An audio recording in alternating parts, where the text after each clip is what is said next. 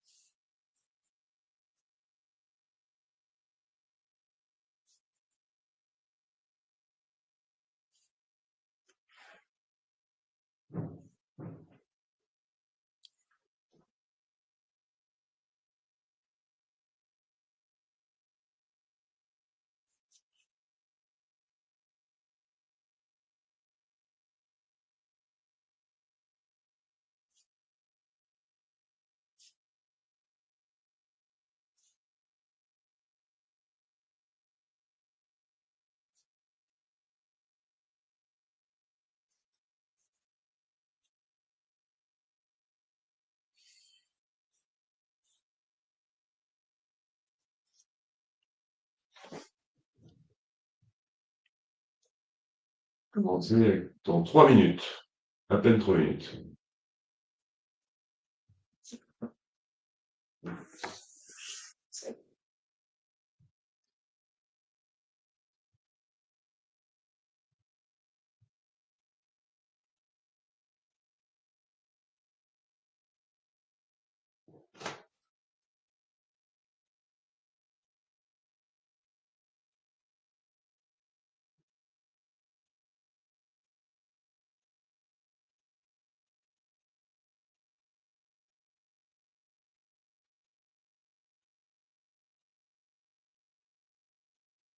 2 minutes, et on attaque.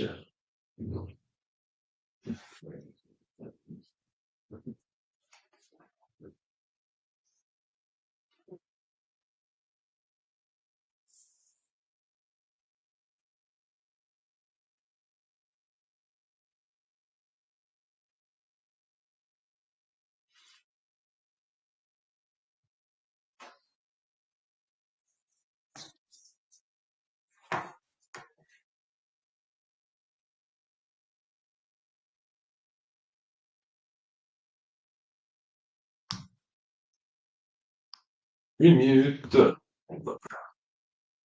J'espère que vous allez tous bien, que les fêtes de fin d'année se préparent.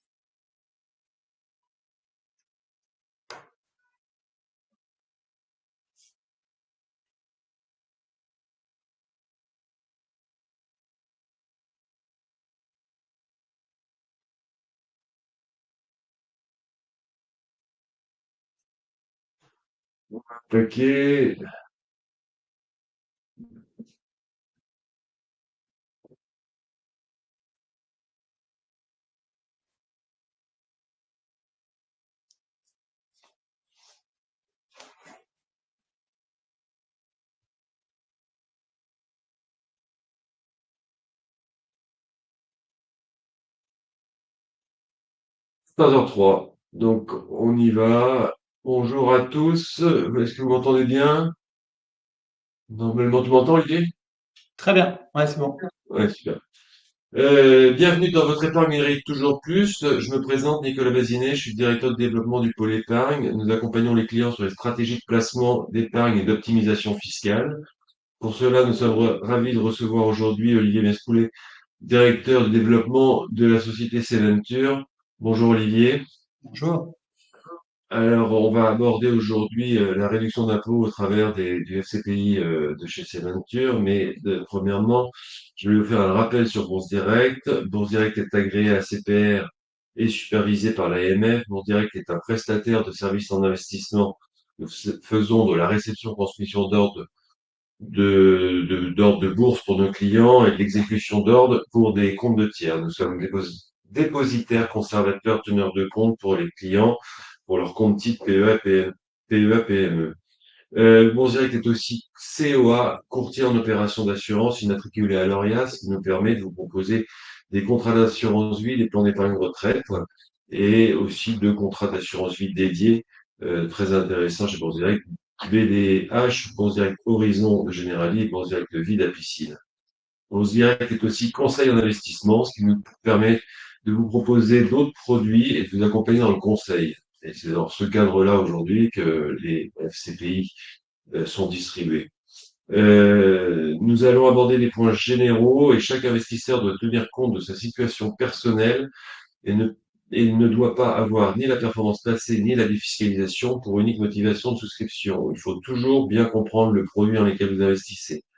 Bien entendu, au-delà des définitions avantages et risques, nous allons vous parler ici. Il faut bien comprendre que ce webinaire a un caractère promotionnel, vous présentant des produits pour que vous les souscriviez chez nous.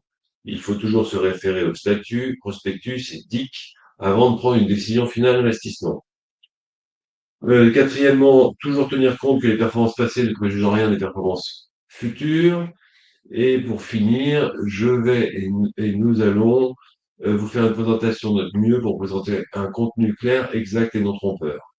Donc, pendant tout le webinaire, vous avez un chat ou des questions qui sont à votre disposition en bas à droite. N'hésitez pas à poser vos questions et si elles sont à propos, j'interromprai Olivier pour qu'il vous réponde, pour qu'il vous réponde. Ben, je vous souhaite enfin, je reste là. Olivier, alors qui est Seventure? Est-ce que tu peux nous parler de Seventure? Bien sûr, bien sûr. Merci Nicolas. Merci Nicolas pour cette opportunité de vous présenter effectivement la société de gestion Seventure et le produit Vie numérique et santé 2022-2023. Alors, pour commencer par la société de gestion, quelques petits, voilà, juste trois informations. La première, donc, c'est que nous sommes une société active depuis 26 ans. Et depuis 26 ans de commercialisation des FCPI. Donc c'est une gamme qui a une très grande profondeur d'historique. Grâce à cet argent levé, donc grâce à l'argent des épargnants de France, on a réussi à investir dans le capital de 300 sociétés. On en a aujourd'hui 150 en portefeuille. Donc il y en a 150 sur lesquels on a fait finalement toute l'histoire, en tout cas en ce qui nous concerne, c'est-à-dire investissement au capital, suivi et accompagnement de la croissance de ces sociétés, et puis sortie du capital à travers une opération dans le non coté. Donc ça veut dire une opération en général relativement chronophage, qui prend un peu de temps et qui nécessite d'avoir un alignement à la fois entre les dirigeants, les actionnaires historiques et trouver un acquéreur qui soit capable et volontaire pour reprendre. Donc c'est finalement tout ça qu'on apporte comme plus-value, c'est-à-dire qu'on l'a fait 150 fois et on est capable de rejouer cet accompagnement sur des sociétés qui sont parfois petites, parfois toutes jeunes quand on investit. On peut rester entre 5 et 10 ans au capital de ces sociétés. Donc parfois elles ont atteint un niveau très intéressant en termes de chiffre d'affaires ou d'effectifs. Et quand on arrive sur des questions de type hypercroissance, recrutement, pivoter, hein, comme on dit souvent dans le jargon, c'est-à-dire choisir d'aller plutôt sur un secteur ou une clientèle qu'un autre. Tous ces sujets-là sont traités bien sûr au board, au conseil d'administration de ces sociétés, et nous avons dans la grande majorité des cas un siège dans ce conseil, et c'est ce qui nous permet d'exprimer notre avis et du coup, on l'espère en tout cas, de faire bénéficier aussi de l'expérience aux dirigeants qui sont parfois multirécidivistes, hein, serial entrepreneurs, mais qui parfois sont là pour la première fois sur la direction d'une société. Donc ça complète bien, on va dire, l'énergie et la compétence des dirigeants. Et puis troisième point pour se présenter rapidement, on fait partie d'un groupe bancaire important, BPCE, Banque Populaire Caisse d'Épargne. Donc ça veut dire qu'on est soumis à tout un tas de règles et d'obligations de type conformité, risque, audit, inspection, Et comme vous l'avez entendu dans l'introduction de Nicolas, il y a pas mal de sujets hein, sur vraiment les obligations, bien sûr, sur les services financiers. Donc, vous avez l'assurance que la société de gestion n'a pas uniquement à rendre des comptes à l'AMF, une fois tous les 3 ans pour faire un peu schématique, mais bien tout au long de l'année, tous les ans, grâce à ces, ou en tout cas à ces directions support et de surveillance. Le FCPI, le produit dont on va parler, pour le présenter sous les caractéristiques les plus importantes, c'est un horizon de temps de 9 ans, parce que on a démarré le fonds en 2022. Aujourd'hui, il est double millésime, donc c'est bien le même qu'en 2022 qui vous est proposé aujourd'hui. Et il avait un horizon de temps initial de 10 ans, donc il reste 9 ans devant vous avec la traditionnelle période de prorogation de 2 fois 1 an, mais qu'en général on utilise, et je pourrais même dire qu'on utilise toujours. Donc, pour résumer, 9 ans d'immobilisation de l'épargne, mais on va le voir, les premiers remboursements, premières distributions commencent bien avant la fin de l'horizon du produit. Réduction d'impôt sur le revenu de 20%. Voilà, si vous voulez, on pourra rentrer dans le détail, mais pour prendre un exemple simple, si vous investissez 5 000 € en 2023 sur cette campagne, avant le 31/12, vous bénéficierez d'une réduction de 1 000 € l'année prochaine, en 2024, sur votre impôt assis sur les revenus de 2023. Alors, ce sont peut-être des évidences, mais je me permets de le rappeler, c'est juste pour que ce soit clair pour tous. Cette défisque n'est peut-être pas effectivement le seul facteur qui va vous faire décider de la souscription, mais elle est souvent assez majeure dans votre choix. Et du coup, elle est aussi intéressante dans le sens où elle s'impose au niveau de risque du produit. Le produit, on va y revenir, c'est un produit risqué. On va revenir sur les deux natures de risque qui sont surtout le risque de perte en capital et le risque de liquidité. Mais le fait qu'il y ait une défiscalisation associée fait que vous pouvez souscrire ce produit, même si vous n'avez pas de compétences particulières sur le risque entreprise, sur le capital des entreprises privées, ou si vous n'avez pas un profil de risque élevé, offensif par ailleurs. Et puis, la première tranche commence à 500 € et vous pouvez investir 600, 700, 800 €. L'idée est vraiment de démocratiser cet accès au private equity à travers le produit. Si on rentre un peu dans le détail, qu'est-ce qu'on fait nous en tant que société de gestion avec l'argent qu'on collecte auprès des épargnants? Je vous ai mis ce petit détour, on va dire, par notre cuisine interne. Il faut imaginer derrière les 4 colonnes que vous avez 4 équipes d'experts. Il y en a une qui va travailler sur la santé, hein, le Health for Life Capital. Je vous ai laissé les noms parce que dans le petit monde où on est, c'est quasiment un label, hein, c'est une sorte de marque déposée. D'ailleurs, c'est une marque déposée, enregistrée. Donc, ce fonds professionnel, une quinzaine de personnes travaillent dessus, une dizaine de gérants, donc de gens qui décident des investissements et qui font le suivi des sociétés, sont des médecins, des pharmaciens, des biologistes, des agronomes, parce qu'on a aussi une partie plus orientée sur l'alimentation. Et donc, cette équipe d'experts va gérer à la fois un fonds professionnel qu'on a levé auprès d'entreprises, et vous avez quelques logos en bas, de type Danone, par exemple. Danone nous a fait confiance pour investir sur des sociétés qui disruptent son marché, qui sont innovantes, qui font, par exemple, vous en avez peut-être entendu parler, du bacon ou des lardons, mais sans viande de porc au départ. Voilà, ça c'est une innovation qui peut intéresser un Danone, qui peut du coup trouver peut-être un nouveau segment de clientèle appétant à ce genre de produit. C'est ça que vient chercher Danone quand il investit chez nous. Et nous, quand on investit cet argent dans le fonds, enfin dans la société, pardon, on le fait avec le fonds professionnel que vous voyez ici et avec le FCPI. Exactement, ce sera 75% par le fonds pro et 25% par le fonds FCPI. Donc vous avez vraiment la convergence des deux fonds, c'est comme une poche commune et on investit, donc on prend les mêmes précautions avant l'investissement, que ce soit pour Danone ou pour vous.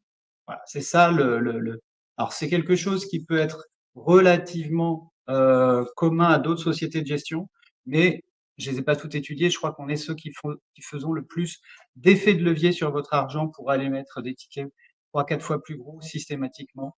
Il n'y a jamais d'investissement réalisé par le FCPI tout seul.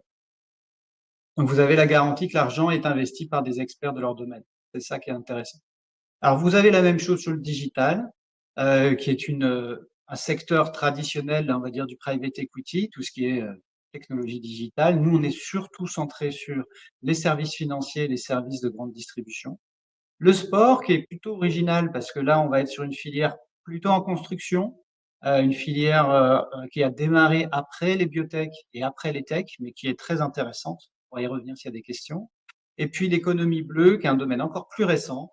Ce qu'on fait, c'est qu'on travaille à ce niveau-là sur l'économie de la mer, sur les algues, sur l'aquaculture des poissons, pour que toutes ces activités industrie soient moins polluantes, plus soutenables, innovantes également, permettent d'atteindre tous les défis auxquels on est confronté. Ça peut être de l'alimentaire, mais ça peut être aussi de l'alternative à des usages basés sur les énergies fossiles. Beaucoup de choses passionnantes derrière, mais je développe pas trop pour pas être trop long. Voilà, dites-vous qu'il y a 4 équipes d'experts qui gèrent 4 fonds professionnels et co-investissent systématiquement le FCPI dans chacune de leurs décisions dès lors que c'est une boîte, une société de l'Union européenne et que le FCPI est éligible. Évidemment, si on investit dans d'autres pays hors Union européenne, à ce moment-là, on investira avec les fonds professionnels sans le FCPI. Et un dernier point, c'est un fonds article 8. Alors ça ne parle pas nécessairement à tout le monde, mais ça veut dire qu'on prend en compte les critères extra-financiers, environnement et conditions, critères sociaux et de gouvernance. Et donc ça, concrètement, ça veut dire que si vous êtes, comment dire, payant de épargne responsable, épargne soutenable, le produit est éligible à ce parcours. Alors après être rentré, on va dire, dans le vif de notre gestion, je ressors un peu pour regarder les éléments qui peuvent être éventuellement un frein à votre décision de souscrire le produit. Donc on va être plus concret. Et qu'est-ce que ça veut dire donc concrètement pour vous si vous prenez cette décision? Déjà, est-ce qu'il y a un risque? Et est-ce que nous, on est entre guillemets en capacité de gérer ce risque? La meilleure réponse qu'on puisse faire, c'est l'historique est favorable. L'historique est une démonstration qu'il y a un minimum de sérieux dans la gestion. Après, comme l'a dit Nicolas, ça ne présage pas des performances futures. Mais très concrètement, pour donner quand même un peu d'assurance sur ce sujet, on investit à chaque fois entre 20 et 30 sociétés. On a un portefeuille qui diversifie sur 20 à 30 sociétés. Ça, c'est dû au fait que le FCPI est relativement volumineux. On collecte entre 20 et 35 millions sur chacun de ces produits depuis plus de 10 ans maintenant. Et donc, vous voyez, ça fait à peu près 1 million d'euros sur chaque entreprise. Donc, on a une vingtaine à trentaine de sociétés dans chaque fonds qui diversifient, on va dire, un peu par construction le risque. De plus, comme on diversifie sur les 4 secteurs que j'ai présentés brièvement, on voit qu'il y a quand même pas grand-chose à voir avec un risque sur une techno de style cloud, de SaaS, de type digital, va pas être la même chose un risque, pardon, sur une biotech ou sur d'autres secteurs. Donc, on a bien diversifié parce que les entreprises sont de nature différente et les risques associés aussi.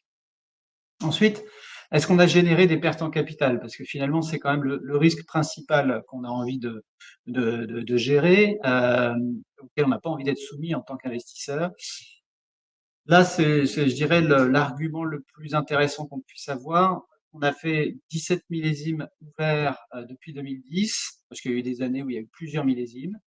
Et à aucun moment on a fait perdre d'argent aux souscripteurs. Autrement dit, si vous avez investi, par exemple, les 5 000 € dont je parlais tout à l'heure, on prend en compte les 4 000 € que vous avez investis réellement de votre épargne. Il y a eu 1 000 € qui ont été apportés, on va dire, par la réduction d'impôt. C'est comme ça que j'ai fait le calcul. Dans ces conditions-là, la contre-performance éventuelle du FCPI n'a jamais dépassé la réduction d'impôt que vous avez eue au départ. Alors, c'est pas ce qu'on cherche à faire, mais c'est pour dire qu'il n'y a pas eu 1 € de perdu. Après, notre idée, bien sûr, de faire une performance. Et donc, c'est pour ça que je vous ai mis le deuxième indicateur clé, si on peut dire. C'est que pour les 12 dernières années, hein, toujours sur les 17 millésimes que l'on a eu, on a restitué sur la base des 4 000 € investis, encore une fois, 1,7 fois cet argent aux souscripteurs. Donc en moyenne, on est à 1,7 fois après avantage fiscal et ça évolue entre 1 et 2,5. Je vous ai mis tout cet historique sur le slide suivant, parce que ça ce sont des données qui sont absolument, comment dire, publiques. C'est le suivi des performances des FCPI de Seventure. J'en profite puisqu'on a un tout petit peu de temps pour vous commenter la lecture des performances de ces produits. C'est valable pour tous les FIP, les FCPI, qu'ils soient de Seventure ou d'ailleurs. Et je trouve que c'est intéressant de le rappeler. Vous avez deux colonnes au milieu qui sont violettes, on va dire. La première correspond aux sociétés dans lesquelles on est encore investi. C'est-à-dire que c'est la valeur liquidative de notre portefeuille. On a investi pendant les 4 premières années de vie du fonds dans la trentaine de sociétés dont je parlais. On va dire que dans la colonne de gauche, il n'y a plus que, on va dire, 20 sociétés, parce qu'on en a encore 20 en portefeuille, il y en a 10 qu'on a déjà cédés. Donc les 20 qui sont encore en portefeuille constituent la performance de la première colonne, la valeur liquidative. Et puis la deuxième colonne violette, les distributions, ça correspond à l'argent qu'on a pu vous restituer parce qu'on a cédé 10 sociétés sur ce portefeuille initialement de 30. Et donc quand on vend, on est en mesure de vous restituer de l'argent, on vend contre du cash. Et donc la performance, c'est la somme de ces deux colonnes. La première, c'est du latent, c'est une valorisation qu'on a grâce à des auditeurs externes qui viennent lors d'une opération sur le capital faire un audit d'évaluation. Et puis la deuxième, c'est du réel, c'est de l'argent qui vous est revenu et qui vous est revenu sous forme de diverses distributions, une, deux, trois ou quatre, quand on a vendu les 10 sociétés. Donc c'est bien la somme des deux qu'il faut prendre en compte et vous avez ici la performance de l'ensemble des millésimes et vous retrouvez le 1,7 en bas à droite, hein, qui est vraiment les 17 millésimes, on prend leur performance, on divise par 17, on arrive sur 1,7 et puis vous le voyez, jamais de performance négative au-delà du bénéfice fiscal initial. Voilà, j'ai passé un peu de temps sur ce volet-là parce que c'est un volet qui, avant d'arriver sur qu'est-ce qui peut donner du sens quand on investit dans l'innovation, dans les entreprises, dans le tissu économique réel, fallait quand même passer par cette étape. Est-ce que le couple rendement-risque est correct, voire bon? Et là, je pense qu'on peut dire que, aux yeux de l'historique, il est bon en valeur absolue, puisque pas d'argent perdu et un multiple intéressant, et il est bon en valeur relative par rapport à la concurrence. Alors maintenant, on va arriver sur le dernier sujet que je voulais aborder avec vous, qui est plutôt le côté qu'est-ce qui donne du sens là-dedans à mon épargne? Qu'est-ce qui est intéressant? J'espère vous convaincre que vous avez entre les mains un produit qui est assez unique dans le sens où on est allé jusqu'au bout de la logique des pouvoirs publics, qui était de dire les Français sont un peu frileux sur le risque entreprise, on va faire une décote, on va faire une réduction d'impôts pour les motiver à aller sur ce type de risque. Et nous, on est allé jusqu'au bout de cette logique-là, comme je vous le disais, avec un ticket de 500 €, qui est a priori accessible à beaucoup de gens qui sont quand même imposables. Ben, vous allez avoir le même type de prestation de service par la société de gestion Seventure que Danone, Novartis, qui eux avaient le choix d'aller sur n'importe quelle société de gestion du marché, qui eux ont mis des tickets de plusieurs dizaines de millions d'euros. Au final, vous vous retrouvez sur le siège à côté avec exactement le même type de prestation. Donc c'est ça vraiment qui est dans la poursuite même, hein, dans l'esprit même du législateur et qui vous permet de faire quelque chose que, voilà, encore une fois, peu de sociétés de gestion proposent aujourd'hui.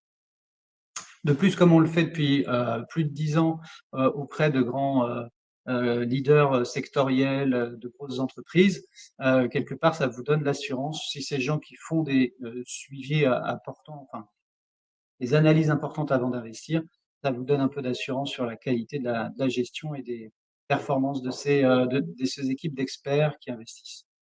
Un deuxième point très positif, j'en ai parlé brièvement, c'est l'effet de levier. Donc on arrive sur des sociétés qui peuvent être connues du public un peu intéressé par l'innovation, hein. Je pense à Parrot, par exemple, qu'on a fait il y a 20 ans maintenant, mais qui est la société de drones assez en vue, une belle réussite française, Vistaprint sur les cartes de visite par exemple, et de façon générale tout ce qui est impression de haute qualité, PrestaShop qui a été moteur dans la digitalisation de beaucoup de sociétés de distribution, de petites sociétés, hein, les e-commerçants. Donc, par exemple, ces sociétés-là sont de belle taille et ont bénéficié de l'argent des FCPI et les souscripteurs ont bénéficié de la croissance de ces sociétés. Donc, on travaille pour effectivement avoir une épargne rentable, mais on travaille aussi à la création de ces champions français qui deviennent des champions européens Vistaprint est coté au Nasdaq, PrestaShop a été racheté par un Italien. Toutes ces sociétés ont des belles perspectives derrière, variées. Et certains restent en France et créent des champions français de taille européenne. On verra un exemple tout à l'heure. Et puis voilà, accessoirement, ça peut aussi être en réponse à des thématiques qui sont plus sociétales, hein. Je pense au sport avec les JO, à l'économie bleue avec la transition. Donc tous ces sujets-là sont aussi des sujets qui peuvent donner du sens à votre épargne tout en n'étant pas un trait tiré sur la performance comme on l'a vu. Je reviens sur deux exemples qui sont un peu des très belles sociétés, donc qui ne sont pas complètement représentatives du portefeuille. C'est si tout se passe bien et qu'on arrive au terme de l'aventure, on arrive sur ce type de choses. Donc évidemment, on a 150 sociétés et en moyenne, elles sont plus petites. Et, Talentsoft, c'est une société dans laquelle on a été présent 13 ans, mais qui n'est plus dans le portefeuille aujourd'hui. Pour le coup, les FCPI ont très souvent et régulièrement investi dans cette société. Peut-être qu'elle vous parle, elle fait toujours une solution cloud pour les ressources humaines, donc la gestion des talents, le software pour la gestion des talents. Elle l'a fait avec une certaine intuition en tant que pionnière sous forme de solution cloud, donc collaborative, à destination de plusieurs acteurs qui seraient sur des sociétés différentes. Elle a battu tous les records, on va dire, en termes de prix en tant que start-up.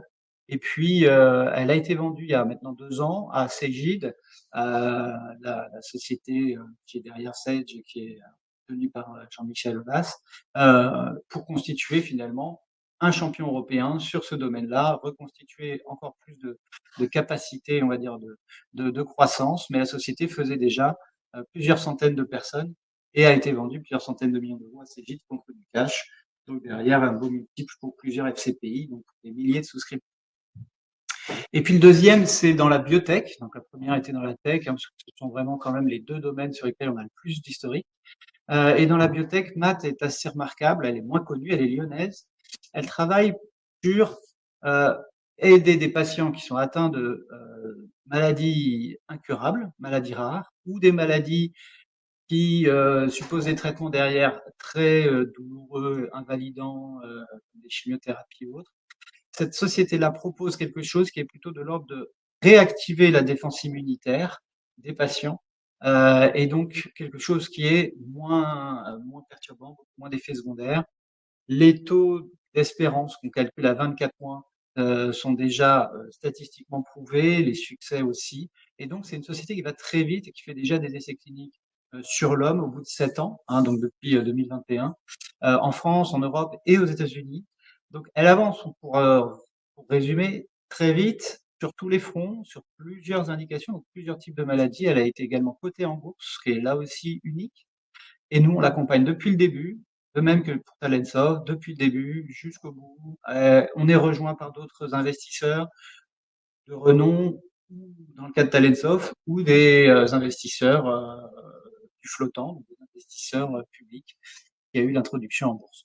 Donc, ces deux exemples, encore une fois, hein, toutes nos sociétés ne sont pas aussi grosses et aussi belles, mais évidemment, c'est ce genre de porte-étendard qu'on vous met en avant, qu'on vous indique qu'il y en a, que les FCPI sont exposés sur ce type de belles réussites, et ça donne du sens, encore une fois, à l'épargne. On est sur une vraie classe d'actifs private equity qui vient défendre, soutenir l'innovation de ces dirigeants qui ont en général des très beaux parcours et quelque chose à proposer qui sera nettement au-delà de la France au final, mais qui constituera quand même une fierté nationale.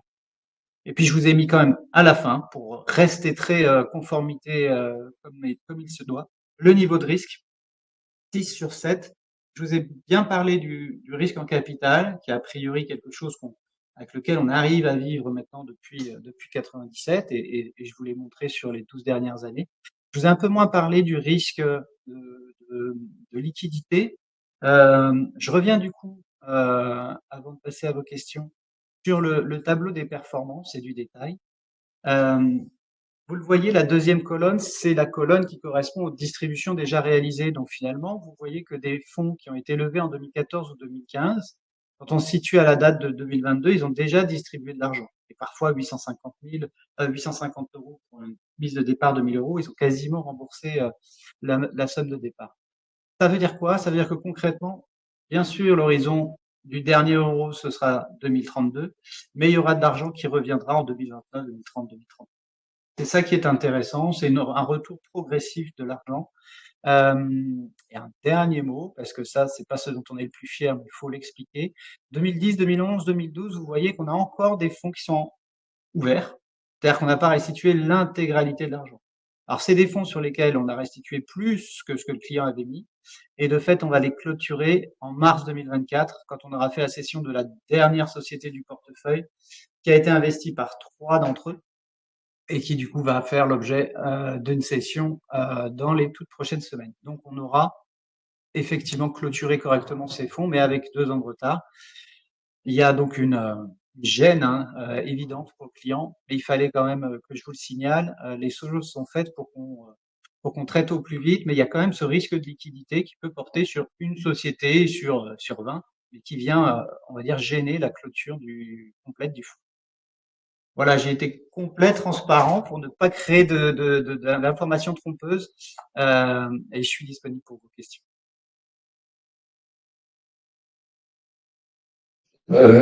Écoute, j'ai essayé de répondre aux questions au fur et à mesure Dans le le chat chat. là, aux personnes. Il y avait des explications sur justement sur ce tableau-là, Ouais. euh, C'est pas le plus simple, sur parce qu'il est peut-être nouveau pour certains d'entre vous, et je pense que nous on le constate, puisqu'on a plusieurs milliers de clients. Ce qui est difficile, difficile, il faut l'avoir vu une fois et compris de l'intérieur une fois, je pense, c'est qu'il y a vraiment deux jambes qui constituent la performance, et il y en a une qui est latente, c'est le portefeuille encore en cours. Tant qu'il n'y a pas eu la cession, on valorise les sociétés. Enfin, nous qui le faisons, encore une fois, c'est des auditeurs externes, mais c'est reste, on va dire, une estimation. Et le reste, la deuxième colonne, là, c'est vraiment de l'argent qui vous a été distribué. Donc, c'est pas de même nature. Il faut pas oublier de faire la somme des deux. Voilà. Mais bon, je pense que quand on comprend qu'on est sur du non-coté et que toute la démarche de cession de nos parts au capital va être une démarche qui peut prendre 6 mois, 1 an, on comprend mieux qu'il y a ce côté un peu itératif. Voilà, il y aura plusieurs distributions. Tout ne sera pas restitué 10 ans jour pour jour après la souscription, mais ça se fera plutôt par lot. J'ai une question sur investir dans un PEA, PEA PME. Il n'y a aucun intérêt de d'investir un FIP dans un PEA PME. Déjà, c'est pas autorisé, mais parce que vous avez un avantage fiscal à l'entrée, une réduction d'impôt ici de 20%, mais vous avez à la sortie une exonération des prélèvements sociaux sur la plus-value. Et donc, ça revient au même que de le mettre dans un PEA. Voilà. Après, j'avais une autre question sur FIP et FCPI. Bah, ici, Oui. alors cette année, il y a plus que, il reste que des FCPI, dont le FCPI de Seventure, avec ses stratégies d'investissement qu'on vient de voir. Et il existe un seul FIP de chez Odyssée, et il existe un FIP Corse, voilà, et deux FIP Outre-mer. Sinon, la 70% de l'offre est sur des FCPI aujourd'hui, dont celui de FCPI Saventure.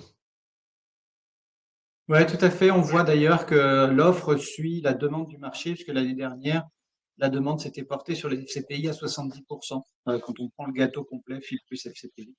Donc les sociétés de gestion s'adaptent finalement aux besoins des clients là-dessus. Alors, est-ce qu'il y a le quota de PME innovantes? Alors nous, c'est 80% de notre portefeuille qui va être investi sur les PME innovantes. En réalité, c'est la totalité, mais l'engagement que l'on prend porte sur 80%, qui permet un peu de marge de flexibilité si jamais on a des sociétés cotées dans le portefeuille suite à l'introduction en bourse, un peu de cash disponible pour un peu de flexibilité sur quelques mois, voilà, des choses comme de ce type-là. Donc, on prend l'engagement sur 80%. D'accord. Et comme la réduction d'impôt, c'est 25% du taux de quota de PME, comme vous avez 80%, vous engagez sur 80%, 25% de 85%, ça fait votre taux de réduction d'impôt. Ouais. Alors, dans ce tableau-là, une personne nous demande la rentabilité, d'inscrire une colonne supplémentaire avec la rentabilité annualisée. Oui, Oui, ouais, ouais, alors nous, encore une fois, ça voudra dire qu'il faut intégrer d'autres dimensions. C'est à quel moment sont venues les distributions intermédiaires. Donc, vous voyez, le tableau est un peu compliqué. Je suis resté sur le Ouais, multiple, ouais. mais la question est très bonne. Le rendement annualisé, et on peut le produire, évidemment. C'est plus dans un deuxième temps, je dirais, quand cette première passe un peu pédagogique est passée.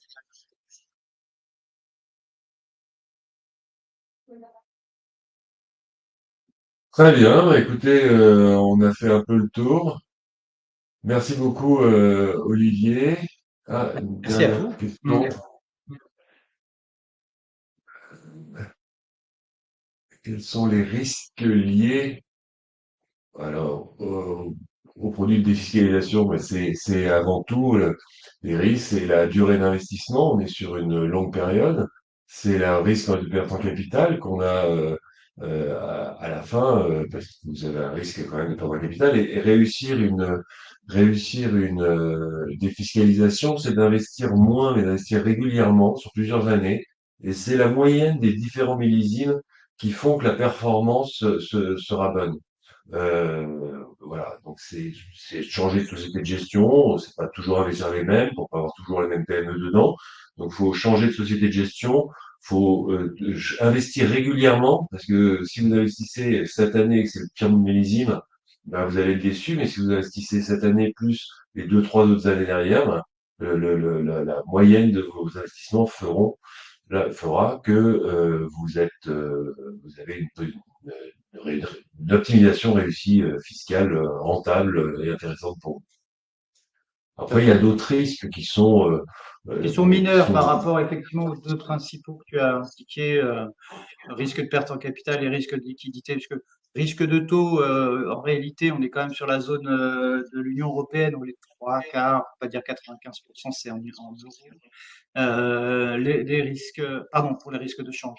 Le risque de taux redevient un peu plus un sujet, mais on est quand même en equity, hein, donc ça ne concernera que des obligations convertibles. Donc je rentre peut-être un peu trop dans le détail, mais ces risques-là sont faibles parce qu'en fait, c'est des sociétés sur lesquelles on est investisseur par ailleurs au capital, ainsi de suite. Donc les deux principaux qu'il faut garder en tête, c'est le risque de perte en capital et c'est le risque d'immobilisation, le risque de liquidité.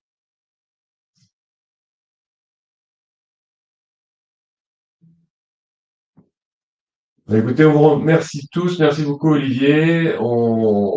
Et si vous avez besoin de quoi que ce soit, vous nous appelez au pôle épargne au 01, je suis fort, au 01 56 88 40 44 et au commercial, c'est le quoi 2. Voilà. Écoutez, on vous souhaite une bonne soirée à vous. Merci beaucoup à vous Merci, tous. merci de votre attention. Au revoir. Merci, au revoir.